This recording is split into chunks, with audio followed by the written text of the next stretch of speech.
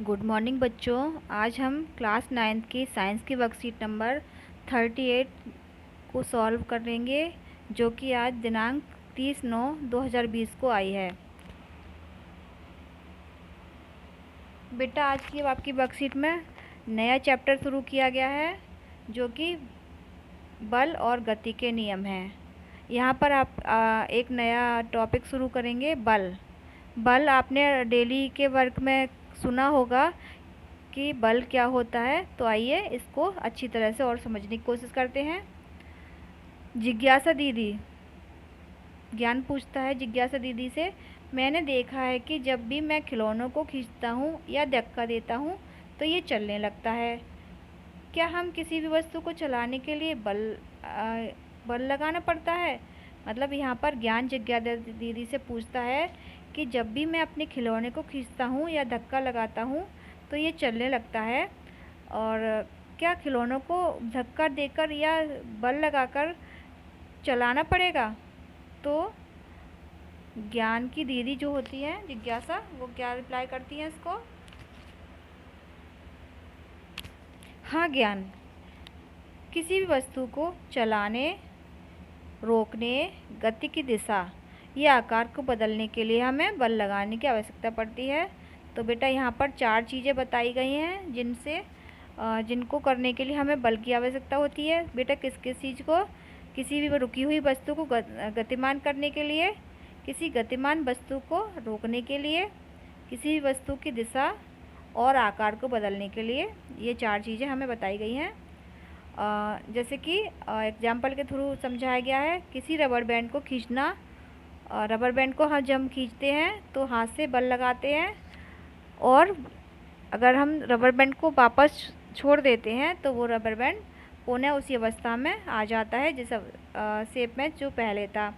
इसके अलावा ट्रॉली को धकेलना, चलती कार में ब्रेक लगाकर रोकना या आटा गूंथना। बेटा, जब हम आटा गूंथते हैं उससे पहले आटा किस फॉर्म में होता है? पाउडर फॉर्म में होता है। जब उसमें पानी डालकर उसको गूंथते हैं तब वो उसकी शेप में चेंज हो जाता है।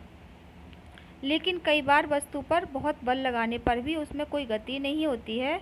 जैसे 2 व्यक्ति एक भारी पिंड या मेज को विपरीत दिशा में धक्का दें, या रस्सी किसी के खेल के मैदान में दोनों तरफ के खिलाड़ी एक जैसा बल लगाएं या मेज या रस्सी नहीं हिलती है। बेटा, यहाँ पर हमको इस प्रकार समझते हैं। यहाँ पर 2 चीज़ें हैं, संतुलित बल, असंतुलित बल। इसको हम इस एग्जाम्पल के द्वारा समझ सकते हैं। बेटा, रस्सा किसी खेल में क्या होता है? जो रस्सी दोनों तरफ बहुत से पर्सन होते हैं, खिलाड़ी होते हैं, जो रस्सी को दोनों साइड से खींचते हैं, अपनी अपनी साइड दोनों साइड में खींचते हैं। तो जब दोनों साइड में बल बराबर लगता है तो रस्सी वहीं पर अपने स्थान पर रहती है। उस बल को इस अवस्था में संतुलित बल कहते हैं, जिसमें कि जब दोनों ओर का बल का मान बराबर हो जाता है और कुल बल का मान 0 होता है, तब वो संतुलित बल होता है। अगर रस्सी एक तरफ खिंच जाती है तो वो असंतुलित बल हो जाता है, यानी कि एक तरफ का जो बल का मान है वो दूसरी तरफ से बल से ज़्यादा हो जाता है, और वस्तु ऐसी दिशा में हिलेगी या फिर ऐसी दिशा में खिंच जाएगी। ऐसे बल को असंतुलित बल कहते हैं। यहाँ पर एग्जाम्पल के थ्रू समझाया गया है। यहाँ पर चित्र बनाए गए हैं आपको, और आगे चलते हैं वर्कशीट में। कोई भी बल अकेला कार्य नहीं करता, बल हमेशा जोड़ों में कार्य करता है। यह दोनों बल हमेशा विपरीत दिशा में कार्य करते हैं। जब भी दोनों बल एक दूसरे से ज़्यादा होते हैं, जब भी एक बल दूसरे से ज़्यादा होता है तो वहाँ पर गति होती है। जैसे कि हमने पहले बताया, संतुलित बल और असंतुलित बल। जो एक बल दूसरे से बल से ज़्यादा होगा या कम होगा तभी गति संभव होगी। घर्षण बल गति के विपरीत दिशा में लगता है। जब तक वस्तु पर लगाए जाने वाला बल उसके घर्षण बल से अधिक न होकर अधिक होता है और असंतुलित नहीं करेगा जब तक वस्तु गति नहीं करेगी। किसी भी पिंड पर लगने वाला असंतुलित बल उसे गति प्रदान करता है। आइए अब इसके क्वेश्चन आंसर की तरफ चलते हैं। तो इसका पहला क्वेश्चन है, बेटा बल क्या क्या कार्य कर सकता है, उदाहरण सहित लिखिए। इसका आंसर चलिए हम देखते हैं। अपनी वर्कशीट में ऊपर की तरफ जाते हैं तो इसका आंसर है ये है इसका आंसर।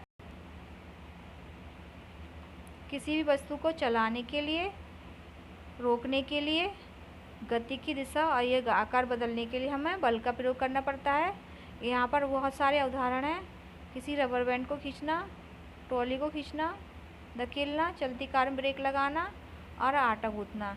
ये हमारे क्वेश्चन नंबर 1 का आंसर है। यहाँ से हम नोट करके क्वेश्चन नंबर 1 का आंसर दे देंगे। चलिए अब अपने क्वेश्चन नंबर 2 की तरफ चलते हैं। घर्षण बल किस दिशा में कार्य करता है? तो बेटा घर्षण बल गति की विपरीत दिशा में कार्य करता है। यहाँ पर क्वेश्चन नंबर 2 का आंसर है आपका। यहाँ से हम क्वेश्चन नंबर 2 लिख लेंगे अपना। अब क्वेश्चन नंबर 3 है, क्या किसी वस्तु को गति देने के लिए उस पर बल लगाना ज़रूरी है? तो हाँ बेटा, किसी वस्तु को गति देने के लिए उस पर बल लगाना बहुत ज़रूरी है। सोचकर अपने विचार लिखिए। तो सोचकर अपने विचार इस तरह से लिख सकते हैं कि जब वस्तु पर घर्षण बल से ज़्यादा होता है तो वो वस्तु गति करने लगती है, और जब घर्षण बल का मान वस्तु पर लगाए बल के बराबर होता है, यानी दोनों बल का मान बराबर होता है, तब वो जो नेट बल होता है, कुल बल होता है, शून्य होता है। संतुलन की अवस्था में वस्तु गति नहीं करती है। क्वेश्चन नंबर 4 है, फर्श पर लुढ़काई गेंद और कारपेट या गलीचे पर लुढ़काई गेंद में से कौन सी गेंद पहले रुकेगी और क्यों? तो बेटा इसका आंसर है जो फर्श पर जो अपना गलीचा है, कारपेट पर लुढ़काई गई गेंद पहले रुकेगी। कारपेट पर लुढ़काई गई गेंद पहले रुकेगी।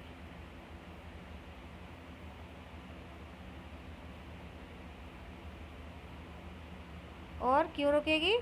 क्योंकि जो घर्षण बल का मान है वो ज़्यादा हो जाता है। घर्षण बल का मान किससे ज़्यादा हो जाता है? घर्षण बल का मान ज़्यादा हो जाता है, तो वो गेंद आपकी रुक जाती है।